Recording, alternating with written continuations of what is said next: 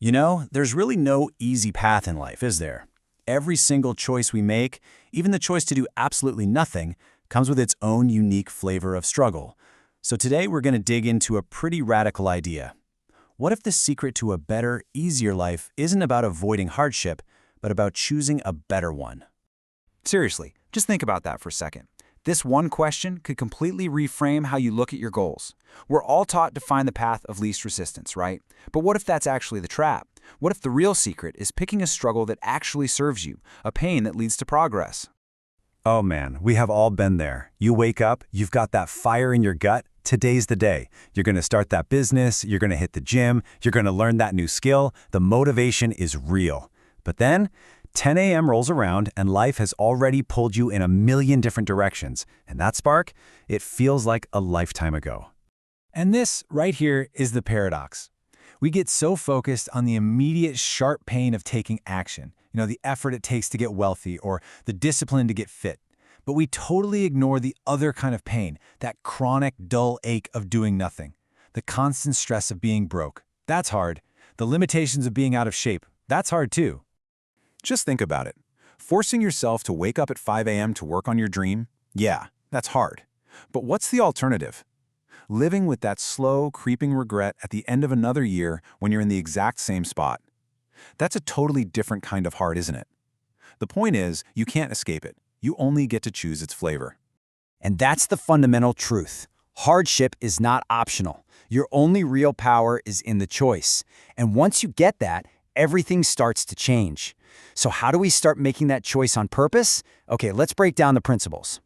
All right, principle one is all about understanding the two fundamental costs of living. See, it's never a choice between pain and comfort. It's a choice between two very, very different kinds of pain.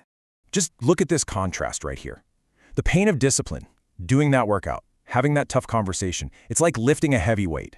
It's tough in the moment, for sure, but then you put it down and you're stronger because of it. The pain of regret, though, that's sneaky. It feels like a feather at first. Hitting snooze is weightless, right? But those feathers, they pile up day after day until you're carrying this massive burden that just becomes a permanent part of you. So how do we actually put this into action?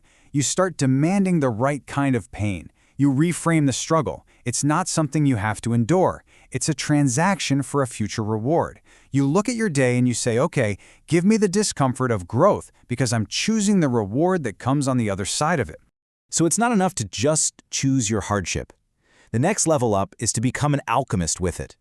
This is where you learn to take the raw, messy stuff of your struggles and literally transform it into pure fuel. This, right here, is the core of the alchemist's mindset. Your frustration isn't some roadblock, it's feedback. Your irritation isn't a distraction, it's data. Every bit of that struggle you feel is the raw energy you need to build the strength for tomorrow's challenges. Try this super simple reframe technique. First, just pick a current frustration. Let's say you feel way behind on a project at work. Now, instead of just sitting in that awful feeling, ask yourself this question. How can this feeling of being behind actually become my strength to leap hurdles tomorrow? Maybe the answer is using that frustration as fuel to block off the first 90 minutes of your day for pure, deep work. No excuses. See? That's alchemy in action. Okay, so you've chosen your pain, you're turning it into power. But where do you apply all that energy? Our third and final principle is the system. It's all about bending the day to your will by completely changing your relationship with time itself.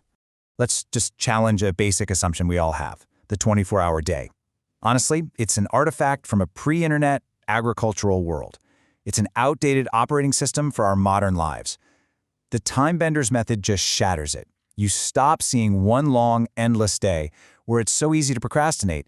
Instead, you create multiple compressed days, and each one gives you a fresh start and a new chance to win. Here's how you can try this tomorrow. Your day one is just from 6 a.m. to noon. Assign it one and only one critical task. At noon, that day is over. Done. You review, you reset, and you get a clean slate for day two. Instead of having one chance to have a good day, you now have 3 or 4. I mean, can you imagine the psychological power of hitting the reset button multiple times a day, just building win after win after win? So what happens when you start doing all this? When you consistently choose the pain of discipline, alchemize your struggles, and bend time to your will? Well, something really profound happens.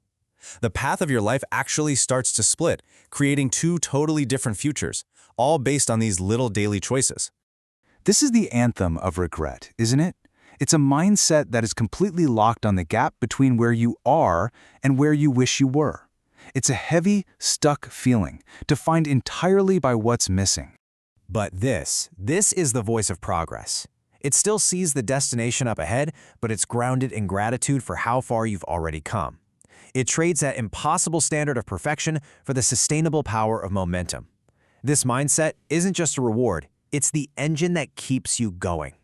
Ultimately, you're choosing between two legacies. One is just haunted by the question, what if? The other is built brick by brick on resilience and growth. And the choice you make, not in a year, but today, right now, is what determines which of those futures you're going to live in. And let's just end with this. For every single time you've called yourself lazy or undisciplined or a procrastinator, what if you've been misdiagnosing the problem this whole time? You see, it takes a ton of energy to live with regrets. It is hard work to carry the weight of your unfulfilled potential every single day. You were never lazy. You were just applying all your energy to the pain of regret instead of the pain of discipline. And the most powerful thing of all, you can make a new choice right now. So choose your hard.